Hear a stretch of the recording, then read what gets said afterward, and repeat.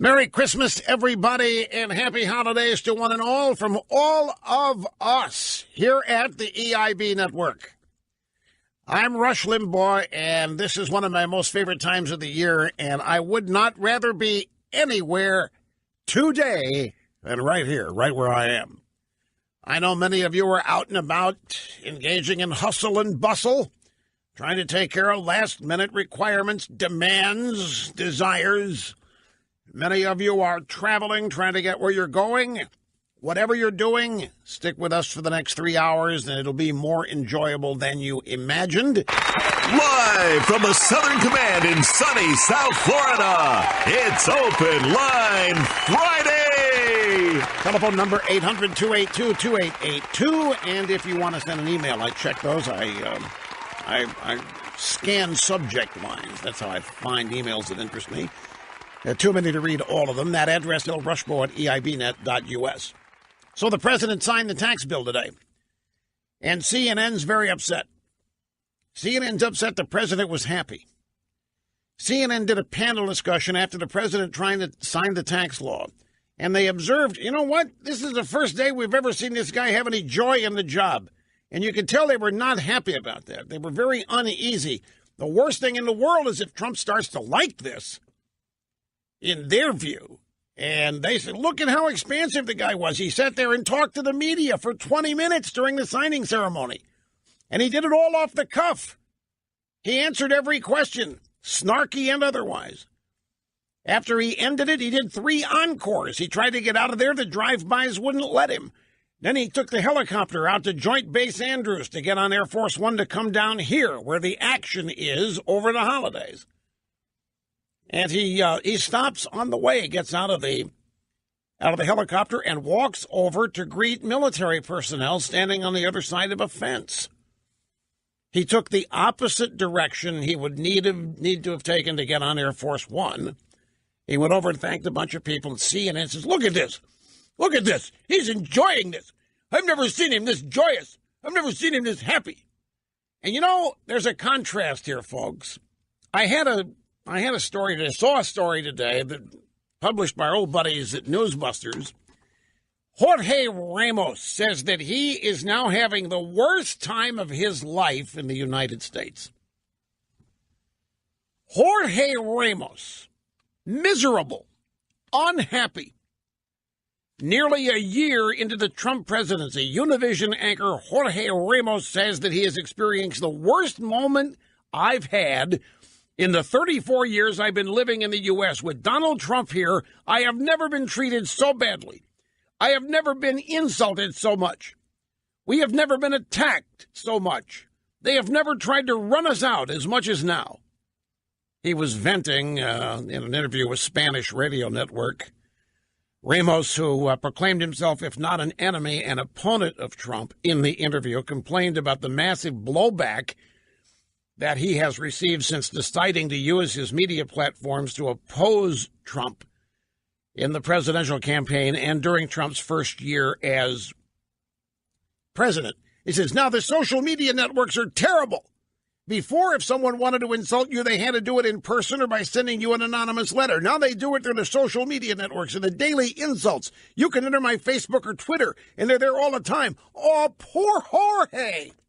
Poor Jorge is finding out what it's like to be a conservative in the United States of America. Poor Jorge. It got me to thinking. You know, during this time of year, I'm naturally joyous and upbeat. Well, look, I don't want anybody getting the wrong idea. I'm not all the time. I mean, I'm not superhuman. Do not misunderstand. But on balance, I'm up. During this time of year, and most of the times of the year. But it got me to thinking just how many people in the country today are, in fact, miserable because of the successful year that Trump had. And Trump's successful year means great things for the country. Make no mistake about it. Trump having a wildly successful, way beyond expectations first year is phenomenal for the country. Details, examples coming up, just setting the table here. John Brennan is one of these angry guys. He's the former CIA director for Obama, and he tweeted something out about Trump's behavior at the United Nations. Nikki Haley, actually. He's very upset. He thinks this is the example of a madman, of a tyrant. Now, this kind of stuff is simply unacceptable in a free country like the United States. He is fit to be tied. I'm looking for the actual. Excuse me. I'm still trying to fight off what I've got. I don't feel the symptoms of a cold, except they're there. Anyway, here's Brennan's tweet. Trump administration threat to retaliate against nations that exercise sovereign right in the United Nations to oppose the U.S. position on Jerusalem is beyond outrageous. It shows that Trump expects blind loyalty and subservience from everyone, qualities usually found in narcissistic, vengeful autocrats. Now, let's parse this for just a second. The irony here and the contradictions are mind-boggling. But the most important thing this illustrates is that here is a guy who was the former director of the CIA of the United States, and he has a problem with Americans looking out for Americans first. He has a problem with America standing up for America. He has a problem with America as the undeniable superpower of the world. He has a deep-rooted problem. And this guy ran the CIA. Now, what kind of horrors were these people engaging in if they don't believe their country is great, if they don't believe that their country's national interests should be the predominant thing in global relations, then what the hell did they do when they were there? And scarily we know. They were trying to transform the United States. They were trying to cut the United States down to size. And Brennan has, whether he knows it or not, inadvertently admitted it here. A threat to retaliate against nations that exercise a sovereign. Nobody told them they don't have the right to vote the way they wanted to vote. All Nikki Haley did was, we're going to take names. You want foreign aid from us, and you're going to be out there criticizing us and undermining us, you better think again. We're going to be taking names. Somehow that is insulting. That is beneath the dignity of the United States. What are we supposed to do? Mr. Brennan, just sit there, bend over, grab the ankles, let them have their way with us? What are we supposed to do here? What did we do when you were running the show? Vengeful autocrats. That's how we would describe Obama. Vengeful, angry. Trump isn't angry. Even CNN admitted it today. Trump is joyous and happy. But anyway, I got to thinking, if Jorge Ramos says he's now having the worst time of his life in the United States, could we not say that that must mean that Trump is kicking butt? Does that not mean that things are really going great for the United States and the Trump agenda, and this is why Jorge is in such a foul humor? And they've been in a foul humor ever since election night when they lost, when Hillary lost and Trump won, and they haven't been able to get out of the funk. And they have been living, just like I've told you, they have been living in intense rage and hatred. So when I saw this from Jorge Ramos, I began thinking of a lot of other people who are not going to have a great Christmas. Now, normally when we ponder this, we ponder the less fortunate, we ponder the thirsty, the hungry, the homeless, the downtrodden, the disenfranchised, the forgotten, the ignored, the made fun of, all of that group of people. But that's not who it is this year.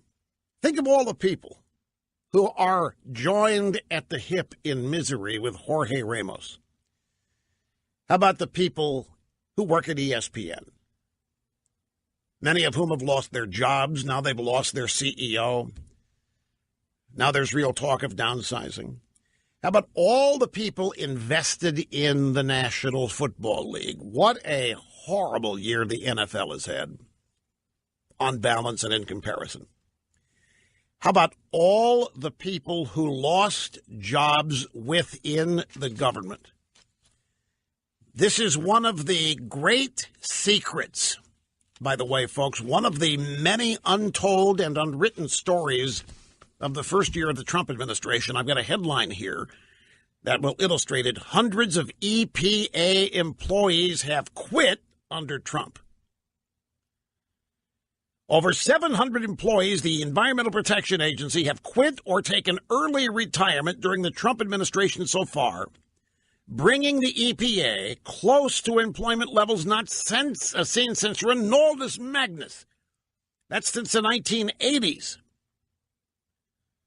Now, this story is actually from a week ago, and we mentioned it a week ago. But what is happening, one of the great, and it's been reported on, it hasn't been highlighted, but one of the great things that's been happening all year in the Trump administration is the elimination of tens of thousands of burdensome regulations.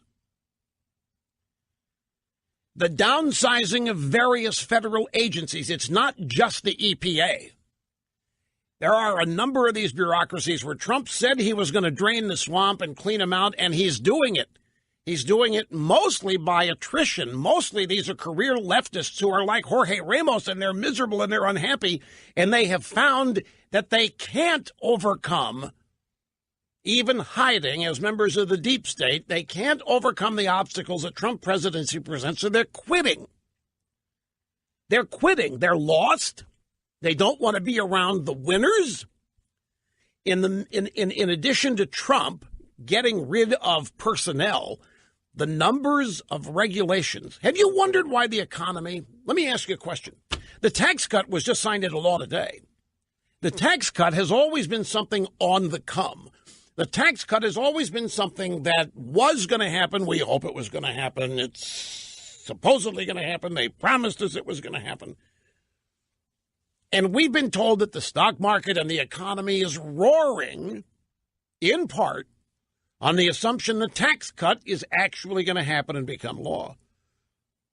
But that doesn't explain all of it, does it? How can that explain this robust consumer confidence? How can it explain robust consumer and corporate investment? How can it explain robust consumer confidence? How can it explain all the new manufacturing jobs? The tax cut bill may be coming. That doesn't explain it. What does? And it is something that we have highlighted from time to time here. And that is Trump at the various cabinet level bureaucracies is literally erasing mountains of regulation.